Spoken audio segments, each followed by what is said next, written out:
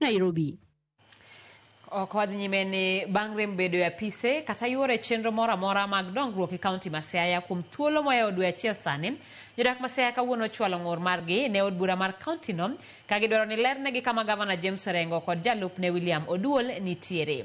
Nyiso luoro ni spika mar kaunti no Jojo Kode ema tayo chenro mag kaunti no e kinde ma jotendgi onge kar dhi nyime gi tayo tije mar goyo nyong'ong, tije ma sirikand kaunti ma Siaya timo. E oboke mano chwal nyaka ne jagoro mar kaunti no Joseph Ogutu, jopiny go dwaro mondo owinj ywakgi mana ne giyudo ratichgi kaka jopiny. Dwe achiel gunus kata dweche mokalogo pod ok ineno jatendgi mane giyiero ma en governor margi kod deputy margi i public kata katiyo.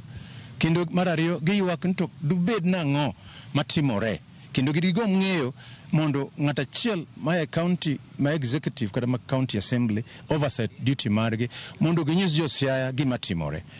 To mar adek jo Siaya ywak ni gineno nitie tije moko ma speaker mar the assembly ma Siaya osebedo ka wuotho katimo tije moko monego bed tije mitimo kod jogo moyier momi nafasi e governor's office kata ministries mage.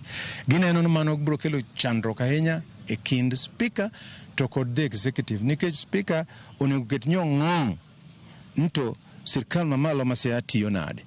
Koro gikwayo speaker no we timore kamano. To jo Siaya wacho ni awa kapo nono ni budget mar Siaya government nyocho osebedo passed mar higa mar 2025-2026 gidwaro mondo onyisigi nto migao ka migao budget ne nangon nikech nitie taswiswi nitie chik nitie giparo nitie ng'ikruok moro kata process kapo nodhi maber to kodhi maber to koro gikwayo mondo county assembly oket process kaka njotimore ne jo Siaya mondo ne Nyakoromo gigi kanyo ni moni wakaw yweyo mokwongo chenro en marang'i chwelo kanyo Pastor Francis wacho ni ma Francis Okot mar Samunyi Voice Church kod Mrs. Maremin Eva wacho ni Ramogi